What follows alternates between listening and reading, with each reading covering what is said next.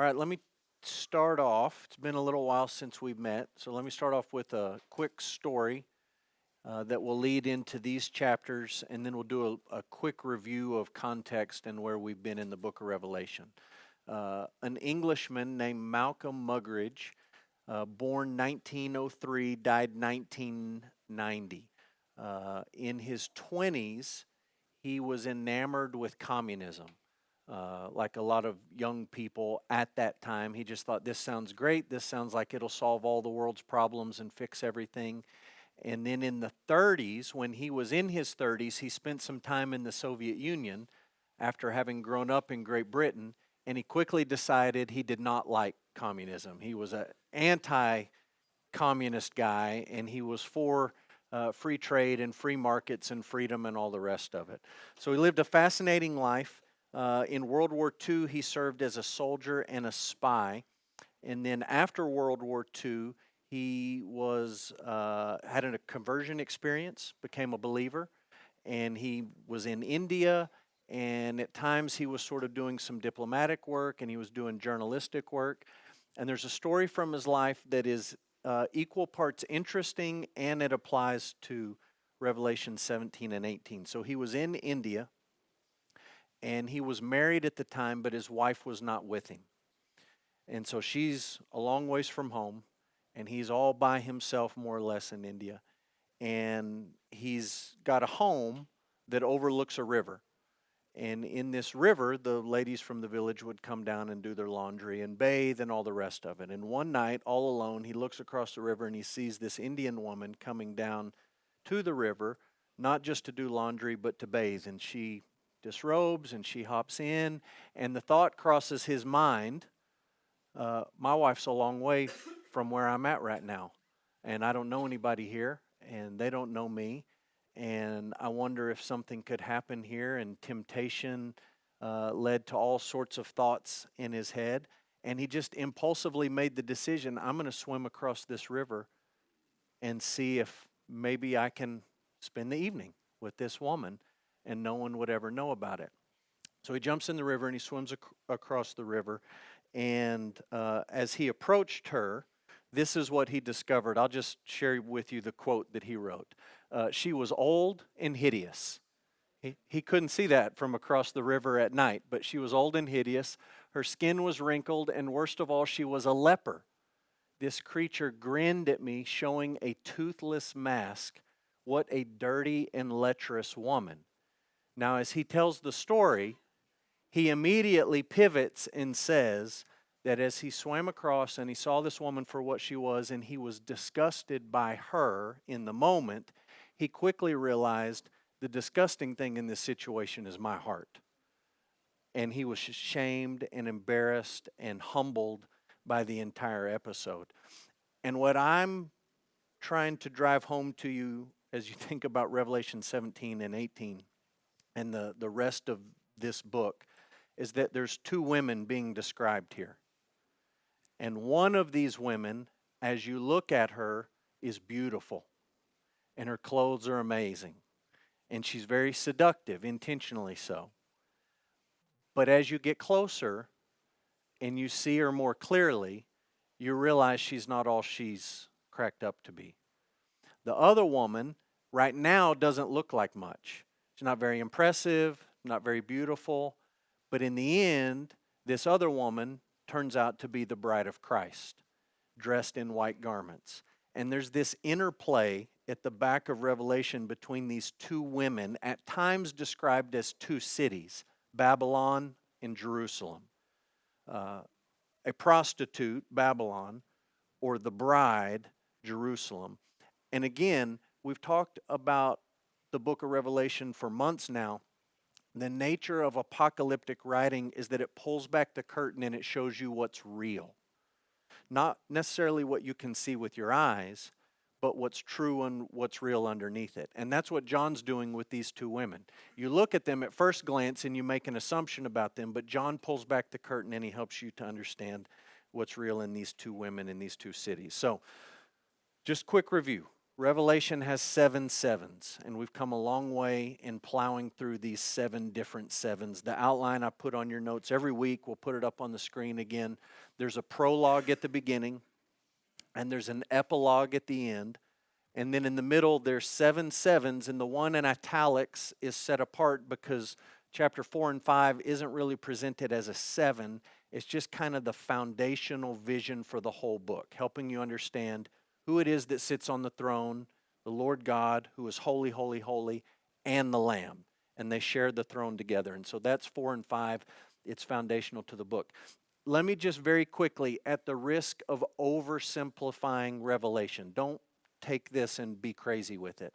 But I'm just going to color code this to show you some differences in parts of the book, okay? Up at the top, the green, the 7 letters.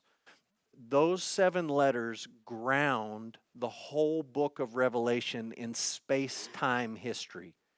It's not written to Americans. It's not written to people in the 21st century. It was written to 7 churches that really existed with real people and real problems and all of those things. And if you want to make sense of anything in the book, you've got to understand it in its original historical context. You've got to make sense of what was going on in real time. And we're going to do some of that tonight. You've got to think about what was really going on in the lives of these churches. You have to do that in Revelation 17 and 18. So yellow, that's the centering vision for the whole book that frames how you think about God and Jesus. These 3 sevens that are blue, the seals, the trumpets, and the visions of conflict.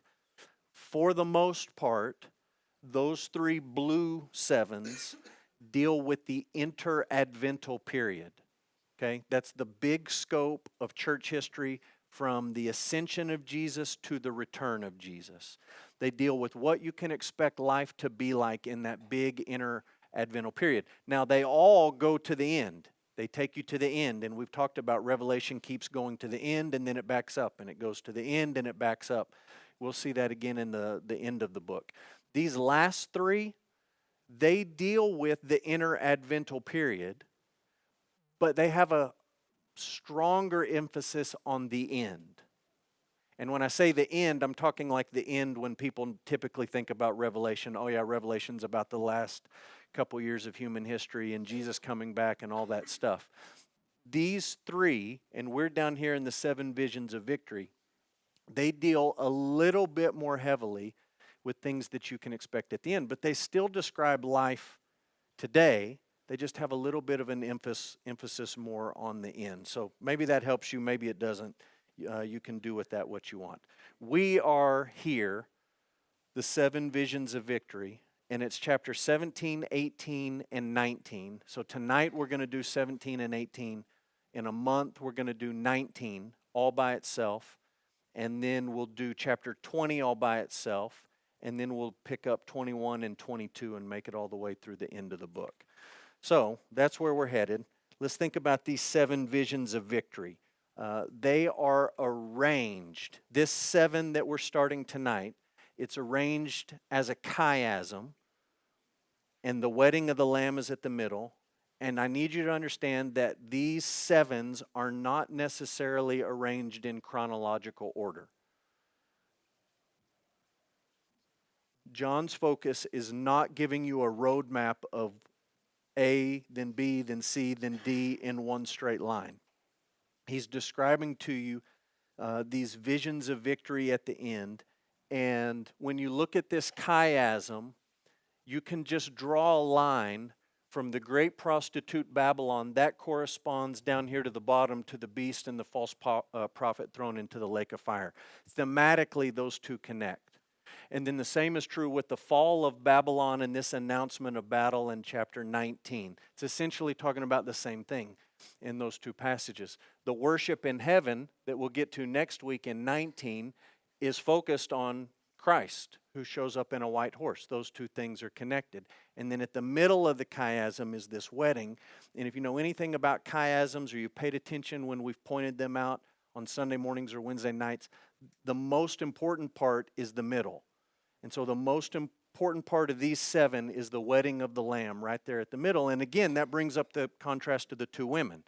We're not going to talk so much about the bride tonight. We're going to talk about this prostitute, but you can see how the contrast plays out in this particular section. So, a few quotes just to get our feet wet here.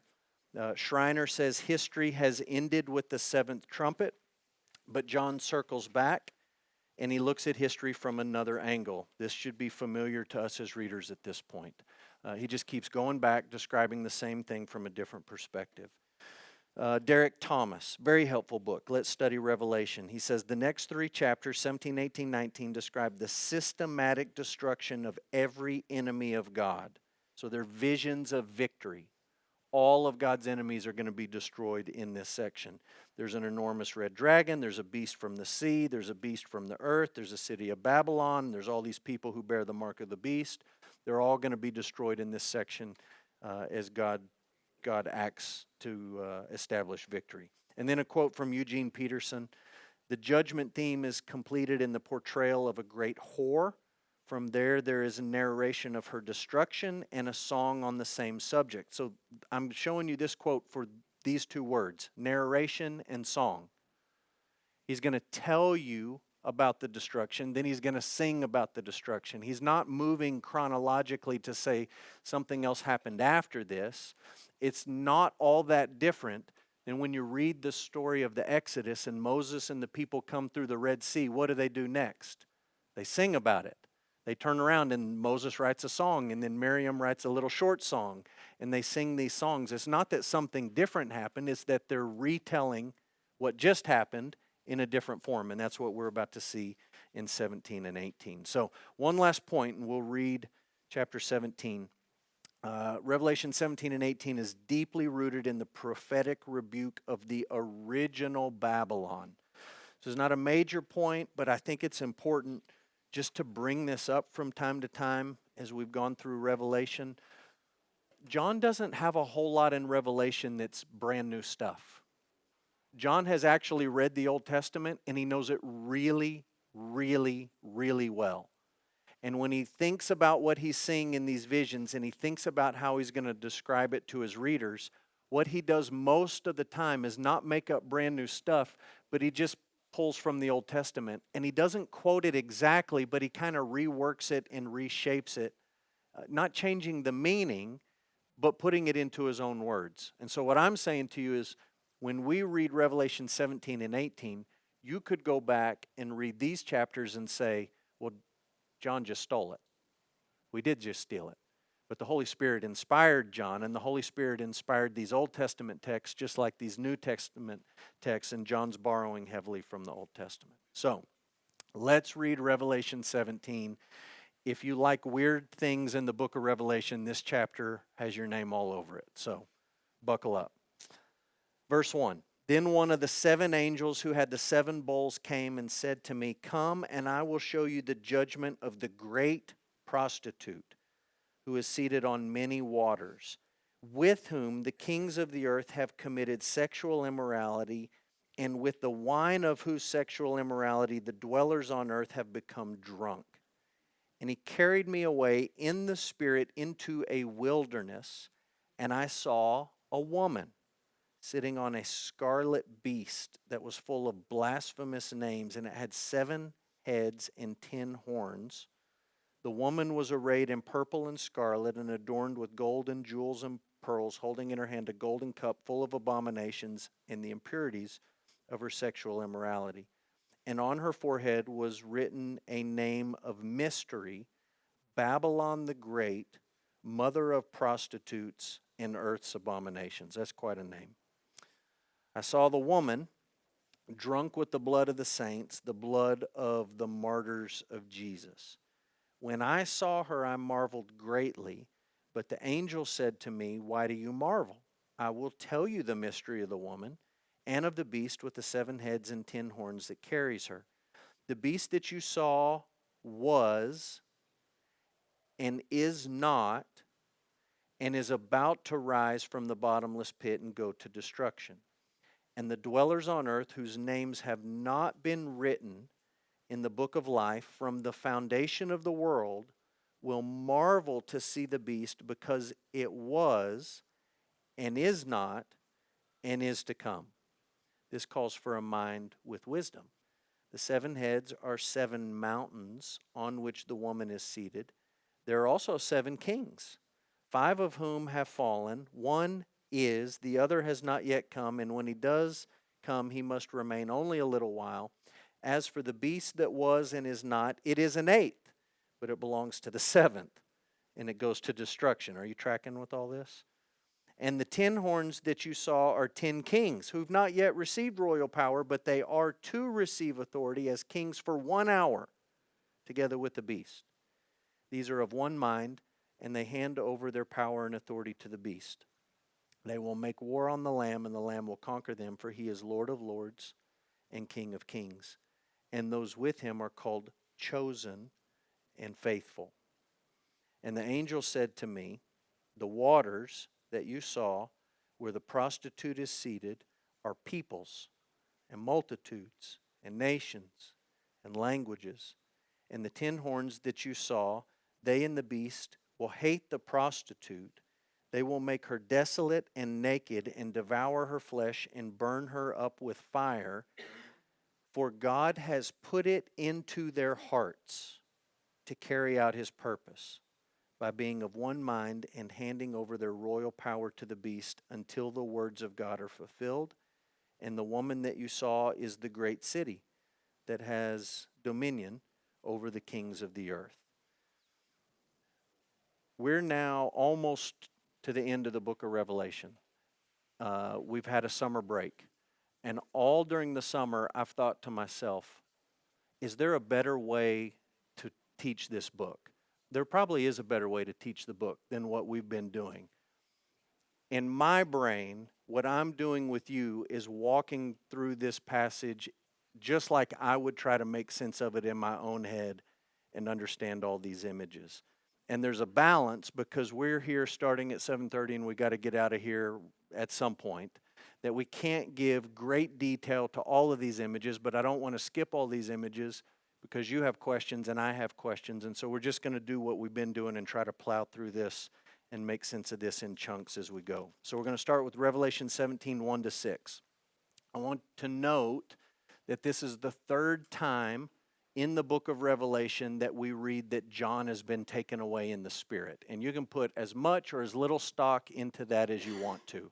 But 2 other times in the book, he was taken away in the Spirit to experience some kind of vision. And it's chapter 1, verse 10, 4:2, and then here again in 17:3. So the Spirit is showing him this vision. One of the 7 angels who poured out one of the 7 bowls back in chapter 16 prepares John to see the judgment of the great prostitute. That's what we're reading about here, the judgment of this prostitute. We're trying to make sense of who this prostitute is and what is this judgment that's being described. So just look in the text here in the first 6 verses. Notice these images. We're going to try to sort through as many of them as we can. Seated on many waters, and it says later that was peoples and nations and tribes and tongues and all the rest. It says the kings of the earth have committed sexual immorality with this woman. Kings on earth, sexual immorality with this prostitute. It says, this is a great image, the dwellers on earth are drunk on her sexual immorality. So there's rulers and kings involved, there's dwellers on earth. You know by now that's a code word, a phrase in Revelation for non-Christians, those who dwell on the earth. That's not every human being on the earth, that's non-believers. Non-Christ followers are drunk on this prostitute's sexual immorality. She's riding a beast. It's not the first time we've seen a beast in the book of Revelation. Back in chapter 12, 13, 14, there were multiple beasts. There was a dragon and a beast from the sea and a beast from the land. This is not a totally new image. It's reworking all of that. She's beautifully dressed. She has a cup of abominations, and her name is Babylon, the mother of prostitutes and earth's abominations. So let's sort through some of these things.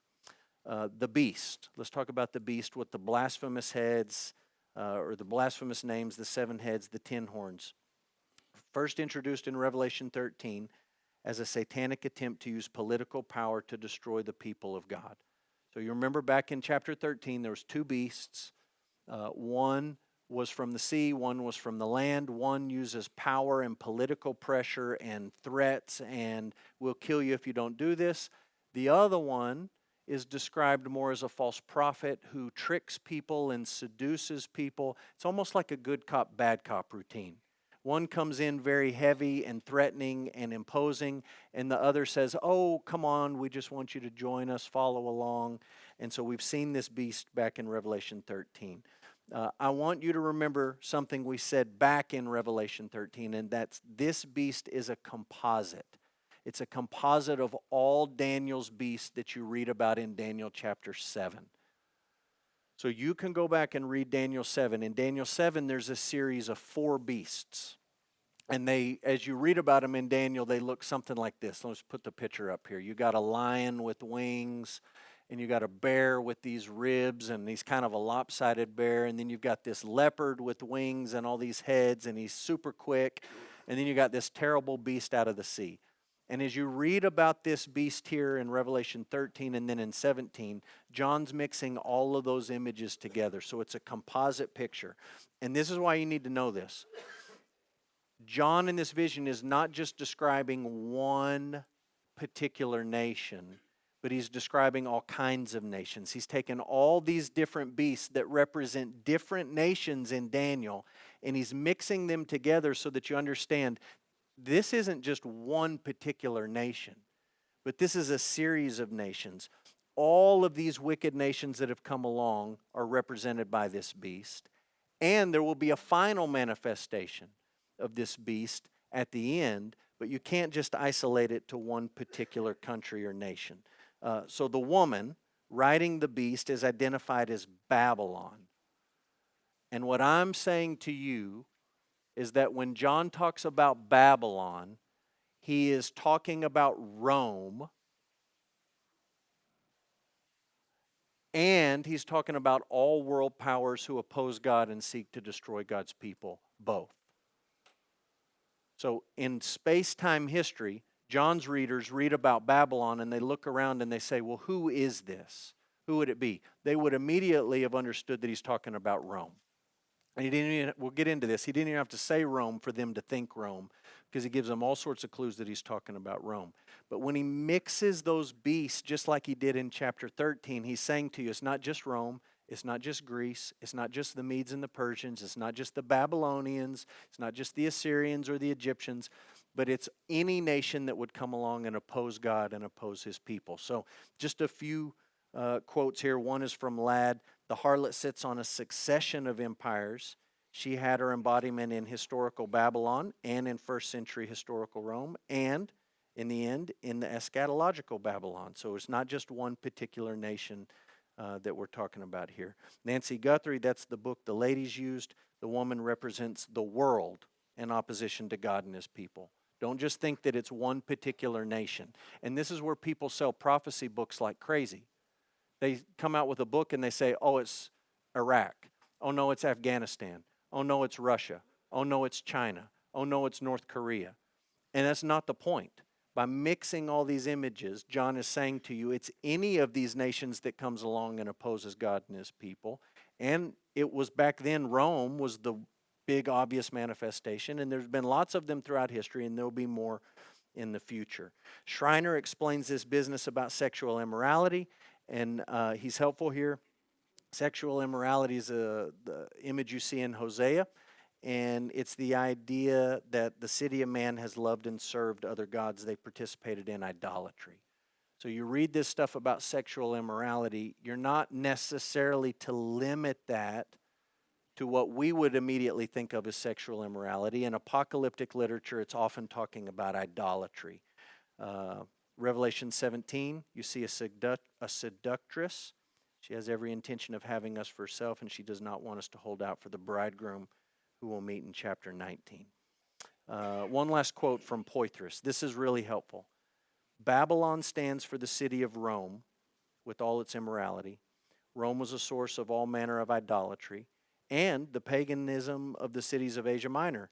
Each made each one a small manifestation of Babylon, and our modern cities today, with their wealth and false religions and sexual exploitation, are modern forms of Babylon. And guess what? Little b, little Babylons operate in the recesses of our own heart. He's talking about Rome, but by using Babylon instead of Rome, just saying Rome, he's making it timeless. And he's applying this truth to any godless, wicked nation that came before and any godless, wicked nation that would come after. So if you go back, we won't look at it, but Revelation 11 talks about this city, and it doesn't call it Rome and it doesn't call it Babylon. John says symbolically it's Sodom and Egypt. Sodom and Egypt. That's a weird mashup of cities and nations, Sodom and Egypt. And what he's saying is there's a little bit of Babylon in Sodom. There's a little bit of Babylon in Egypt. There's a little bit of Babylon, air quotes, Babylon, in all these wicked nations that have come along and opposed God's people. So that gets us up through verse 6. This is the tough part, 6 to 14. And I gave you 2 quotes from Schreiner. For whatever it's worth, I think Tom Schreiner is one of the smartest humans I've ever met in my whole life. I had him for Greek class. I had him for New Testament class. He's off the charts, world-class Bible scholar, amazing, and he gives us these hopeful statements in his commentary. This is one of the most difficult texts to interpret in the entire book. And he means it so much he says it twice in the same book. I know those quotes basically say the same thing, and I'm just driving home to you that 6 to 14, the greatest minds in the world, when they're honest, say this is really tough sledding to figure out what John is trying to drive at here. So we'll try to make sense of it. There's an angelic guide that shows up and is helping John. And this angel says that he will help explain the mystery. So we read about a mystery, and the angel says, I'll explain the mystery of the woman and the beast. And the angel tells John, you're going to need a mind of wisdom for this. And I just want to point out to you that that statement, you will need a mind of wisdom to understand this. The only other time it's mentioned in Revelation is Revelation 13:18, where we read about the dragon and the first beast and the second beast and the mark of the beast and the 666 and all of that business. And John says to his readers, hey, figuring this out is going to require a mind of wisdom. You're going to have to think about this and chew on it. So we saw that back in chapter 13, and it applies here.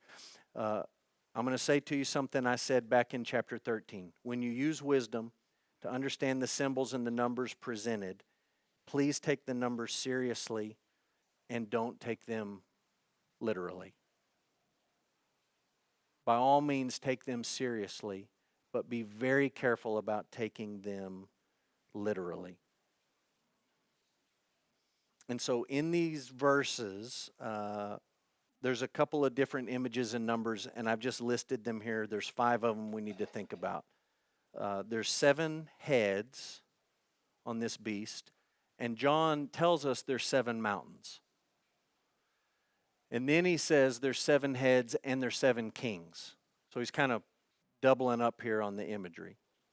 And then there's this weird business about an 8th comes along and the 8th belongs to the 7th, which sounds like new math or something that they're teaching kids these days. There's an 8th, but it's really in the 7th, clear as mud. There's 10 horns, and he says that there are 10 kings. So you're like, I thought there was 7 kings. Now there's 10 kings. This is confusing. And then he talks at the end about 1 hour. And so we'll just talk about each of those in turn. The imagery, if you just try to be really literal with it, has all kinds of art. You can Google this and you can find all kinds of weird pictures of dragons that have all the heads and a woman, and she's a seductress, and the crowns and all the rest of it. So you can do with that whatever you want. Let's talk about the 7 heads and the 7 mountains. Historically, the city of Rome was built on 7 hills. That's just historical fact if you study ancient Rome. And that's sort of a cartoonish looking picture. This is just like a modern day map of the city with all these 7 hills plotted onto it. And any person living in the ancient world would have known about Rome, John's original readers, And when he said 7 hills, they all would have said, oh, Rome was built on 7 hills. So he's telling us Babylon, this woman, this city, this whatever, was built on 7 hills. Obviously, he's talking about Rome. That's a historical reference. But he doesn't call it Rome. And he could have just said Rome. But he doesn't just mean Rome. He uses Babylon to make the whole thing timeless. So clearly, Rome is the reference, but it's more than Rome. 7 heads and 7 kings. There's 2 ways that people try to make sense of this. The first one, and this gets wonky. Like, I lose my brain reading the commentaries on this. I can't even understand what guys are trying to say. But they map out the first 10, 12, 15 Roman emperors. And they try to take these 7 and they try to say, okay, it's 1, 2, 3, 4, 5, 6, 7. But then you read the next guy and he says, Julius doesn't really count because he was different than the others. The government changed. So you really start with Augustus. And then you read the next guy, and the next guy says, well, some of these guys down here, there was like 3 of them in 1 year, so they actually all go together. And everybody you read has a different sorting of trying to figure out who are these 10 kings that are coming. Is it this guy, then this guy, then this guy? And they try to sort it out in identifying these heads and these 7 heads or these 7 kings. I'm just telling you, it makes absolutely no sense to me. And it's completely arbitrary. I'm telling you what all these guys are doing is they're starting with an agenda. They want to prove a timeline, and they say, well, it has to be this time, and so we're going to start here. Why are you cutting Julius Caesar off? Well, we'll have a reason. We're not going to include Caesar. Why do you lump these 3 guys together? Well, it fits my timeline better. And they just play with it, and it really doesn't make any sort of sense. Other people say it's not talking about Roman emperors, but it's talking about empires. And so they go back in history and they say, let's start with Egypt, and then we'll move on to the Babylonians, and then we'll move to the Medes and the Persians, and then we'll move to the Greeks, and then we'll move to the Romans, and they try to map it out on history. And we talked about all these approaches way, way, way back in broad approaches to how you make sense of the book. And none of them have any real basis or connection in what John is describing here. He's not trying to lay out for you a succession of emperors. He's not trying to lay out a succession of world empires. And I know there's math in here that people get curious about. There's 5, and then 1's to come, and then 1 more's to come, but he's not going to be here and all that stuff. And I'm just telling you that same kind of talk shows up in other apocalyptic writings. And the point is not for you to count off Roman emperors and start a timeline like on your phone. Hey, we have 25 years till whatever's going to hit. The point is to say it's close. These things are close. And that's the point that John's trying to make here. Then he goes into this business about the 8th and the 7th. It's an 8 that belongs to the 7th. And people go crazy on this, trying to pull out, well, it's this emperor's the 8th or that emperor's the 8th. Or they look to the United Nations and they pull out, well, there's 7 of these and this could be the 8th, and they just get really, really wonky with it. And this is what I think he's saying. All of these kingdoms, all of these nations are going to come and go, and they're all going to be Babylon, just over and over and over again. Different manifestations of Babylon. And then at the end, there's going to be an 8th. Like there's going to be a final Babylon. There's going to be all these little a antichrists. And at the end, there's going to be a big A Antichrist. But you need to understand this 8th isn't like the first one that's popped along. He's just another one of the 7s. He's part of this same group. This is nothing new. You've seen this movie before, a kingdom of power that opposes God and opposes his people. It's played out throughout history in these 7s, and then there will be an 8th, a final manifestation of that at the end. The 10 horns and the 10 kings. You can look back to Revelation 16. There's one of the descriptions of Armageddon in Revelation 16, and it basically lays out for you these 10 kings are going to come together. You're not supposed to figure out individually who they are. You take the number seriously, not literally. You say 10 is a full number in Revelation, so all the kings of the earth are going to set themselves against the Lord and against his anointed. That's Psalm 2. The kings of the earth set themselves against the Lord and against his anointed. And that's what he's describing here. The 1 hour business If you want to be literal, people come up with all kinds of end time scenarios where these kings give power for an hour, they have it, they lose it. It's just saying to you it's going to be that quick in the grand scheme of things. It's like me saying to you somebody had 5 minutes of fame. Does it need to be an actual 5 minutes for that statement to be true? Absolutely not. They were a flash in the pan. And that's what John's saying as he talks about these kingdoms and all their manifestations. So let me sum all that up. I know it's a lot. It's confusing. We could dig into it more. Schreiner says this: the best solution is to interpret what John says symbolically and generally. He reflects on the empires that afflicted Israel throughout history. His point in referring to the sixth is that the end is near. Throughout history, totalitarian regimes have tilted against the people of God, and there's periods where it looks as if the power of these empires will not return, as if the beast is not. But the beast, which is totalitarian power, always rises again. It may seem dead, yet it rises from the ashes and inflicts misery on the saints. This will be the pattern throughout history until the end arrives. So I think that's what John's driving at here. This is a little bit more clear when you look at 17:14. 17:14 answers a question that was posed back in chapter 13, the last time we talked about this beast. And the question in 13 was, who can fight against the beast? So powerful, so big, so strong, so deceptive. Who can possibly fight against the beast? And the answer in verse 14 is, the Lamb can fight against the beast. He's the King of kings and the Lord of lords. And all that victory is about to be brought to fruition in chapter 19. So one or two more thoughts on chapter 17. In verse 15, 16, 17, 18. The angel is assuring John that this final unholy evil alliance will destroy itself. So this is where the angel says, look, the waters are peoples and multitudes and nations as prostitutes ruling over all these kingdoms. The 10 horns, they and the beast, they're going to hate the prostitute. They'll make her desolate, naked, and devour her and burn her up. Schreiner describes this saying, evil ultimately implodes upon itself. It is inherently self-destructive. And I think that's what John's describing to us here.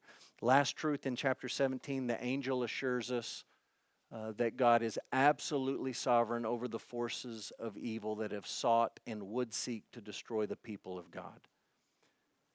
Well, we're going to talk about this in the conclusion. We're going to come back to this. This is an important truth, a clear truth, and I'm going to give you two examples of how God is sovereign over all that you just read about in chapter 17. We'll circle back to that at the end. So let's read 18. 18 is a unique chapter in the book.